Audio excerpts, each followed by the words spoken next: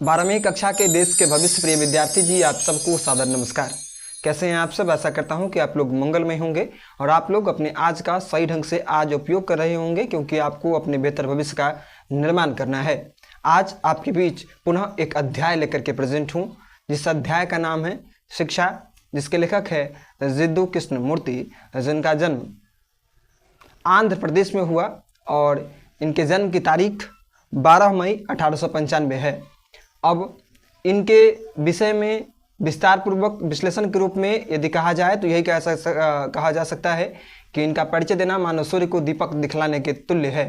जिद्दू कृष्णमूर्ति ने समाज में उन तथ्यों पर अपने विचार को प्रस्तुत किया, अपनी प्रतिभा के द्वारा जो उन्होंने अपनी लेखनी से जो हम लोग को रूबरू करवाया, उसके आधार पर यही कहा जा सकता है कि उन्होंने समाज में नकारात्मक भावों का अंत करके सकारात्मक विचारों को प्रसारित किया अपनी लेखनी के माध्यम से, जिसका प्रतिफल रहा कि हमारा समाज आदर्श समाज बन सका।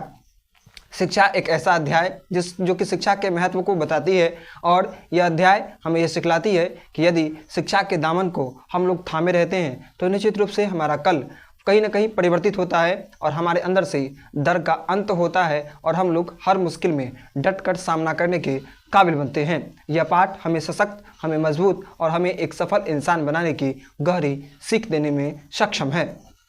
अब इस पाठ से मैं आपके समक्ष उन प्रश्नों का जिक्र करूंगा जो प्रश्न 2013 से लेकर के 2024 तक के अंतराल में पूछे जा चुके हैं। बहरहाल इस चैप्टर से कुछ एक प्रश्न ही अब तक परीक्षा में पूछे जा चुके हैं, मगर मैं उन प्रश्नों का प्रथमतः जिक्र करूंगा जो प्रश्न परीक्षा में पूछे जा चुके हैं। उसके पश्चात मैं 1, 2, 3 संभावित प्रश्नों का भी मैं आपके समक्ष में प्रत्युत्तर कहीं ना कहीं पेश करूंगा, और आप लोग केवल ध्यान से सुन लीजिएगा। श्रवण करने के मात्र से आपको वो तमाम प्रश्न स्मरण हो जाएंगे, ऐसा विश्वास है। आप लोग इस विश्वास पर खरा उतरने के लिए आप लोग ध्यान से श्रवण करें, निश्चित रूप से आपको प्रश्न सदा के लिए स्मरण हो जाएंगे।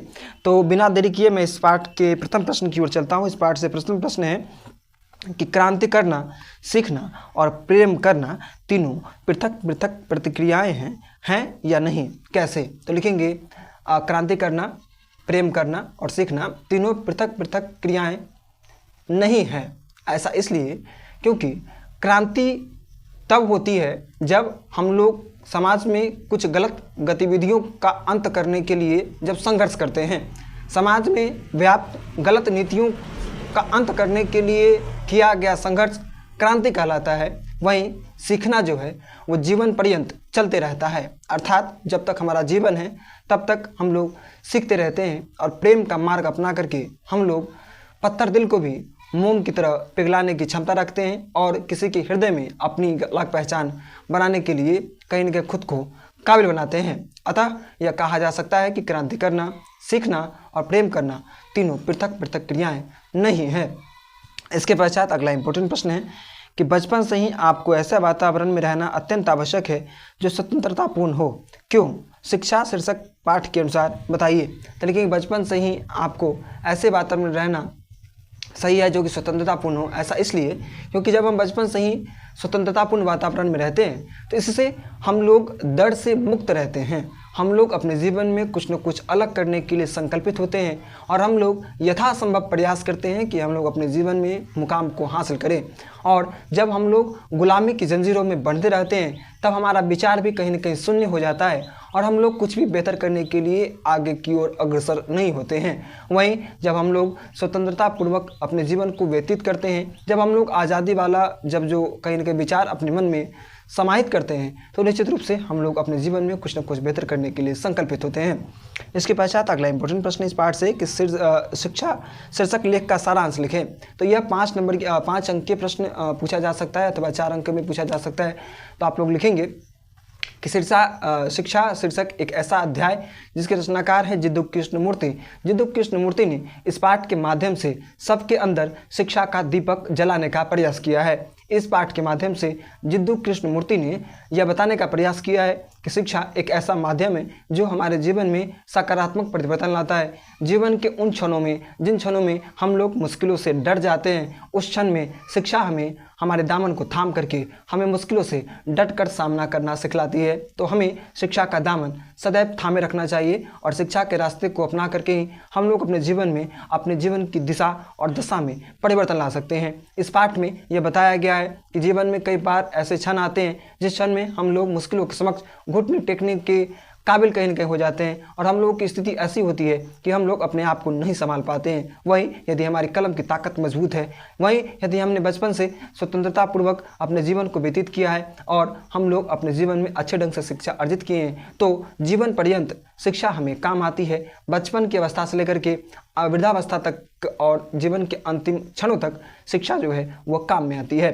तो इन बातों को इस पाठ में बताया गया है, तो सारांश के क्रम में आप इन बातों को लिख सकते हैं।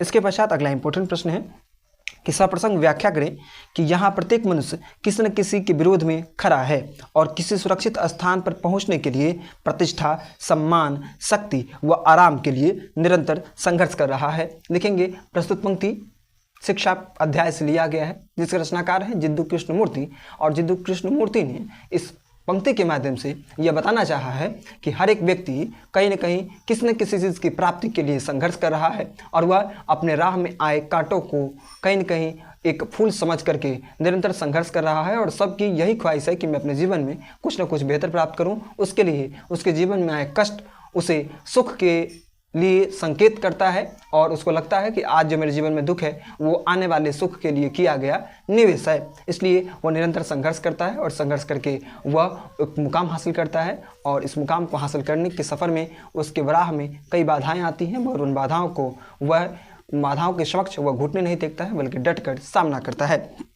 अब इस पाठ से अब जो प्रश्न 2013 से 2024 के अंतराल में पूछे जा चुके थे उन प्रश्नों का मैंने आपको जिक्र किया। अब आपके समक्ष मैं उन प्रश्नों का जिक्र करूंगा जो प्रश्न संभावित हैं इस पाठ से। तो प्रथम प्रश्न है कि शिक्षा का क्या अर्थ है एवं इसके क्या कार्य हैं। तो लिखेंगे शिक्षा का अर्थ है हमारे जीवन को बेहतर बनाना और इसका कार्य है बचपन की अवस्था से लेकर के वृद्धावस्था तक जीवन जीने की संपूर्ण प्रक्रियाओं को समझने में हमारी मदद करना। अब इसके पश्चात अगला इंपॉर्टेंट प्रश्न है कि जो कि संभावित दूसरा प्रश्न है कि जहां भय है वहां मेधा नहीं हो सकती, क्यों। तो लिखेंगे जहां भय है वहां मेधा अर्थात बुद्धि, प्रतिभा हमारी विकसित नहीं हो सकती है। ऐसा इसलिए क्योंकि भय के वातावरण में हम लोगों का विचार कहीं ना कहीं संकुचित हो जाता है, सीमित हो जाता है, हम लोग कुछ भी बेहतर नहीं सोच पाते हैं। और जब हम भय से मुक्त होते हैं तो हमारे जीवन में हमारे विचारों को खुला आकाश मिलता है और हम लोग अपने जीवन में कुछ ना कुछ बेहतर करने के लिए संकल्पित होते हैं। तो भय के वातावरण में नहीं जीना चाहिए और जब हम लोग भय में नहीं जीते हैं तो हम लोग कुछ बेहतर करने के लिए कहीं ना कहीं अपने आप को उस काबिल बनाते हैं कि हम लोग अपने जीवन में कुछ बेहतर करते हैं और हमारा जीवन सार्थक हो जाता है। इसके पश्चात अगला इंपॉर्टेंट प्रश्न है कि तीसरा नंबर प्रश्न है कि नूतन विश्व का निर्माण कैसे हो सकता है। तो लिखेंगे नूतन विश्व का निर्माण तब हो सकता है जब हम लोग अपने मन से राग, द्वेष, ईर्ष्या का समापन करके हम लोग शिक्षा के कलम को थामेंगे और शिक्षा के कलम को थाम करके अपने जीवन की दिशा और दशा में सकारात्मक परिवर्तन लाएंगे। तो इस प्रकार इस पाठ से जितने भी महत्वपूर्ण प्रश्न थे उन प्रश्नों को मैंने आपके बीच में रखा। आप लोग मन से अध्ययनरत रहें और भविष्य में ऊंचा मुकाम हासिल करें। माँ सरस्वती भगवती की असीम कृपा दृष्टि आप तमाम विद्यार्थियों के ऊपर बनी रहे, यही मंगल प्रार्थना ईश्वर से करता हूँ और ईश्वर से प्रार्थना करता हूँ कि आप अपने गुरुजनों से, अपने माता पिता से भी 100 गुना आगे ज़्यादा तरक्की करें। तो निश्चित रूप से वह दिन आपके माता पिता के लिए भी खुशी का दिन होगा और आपके गुरुजनों के लिए भी हर्ष का विषय होगा। धन्यवाद।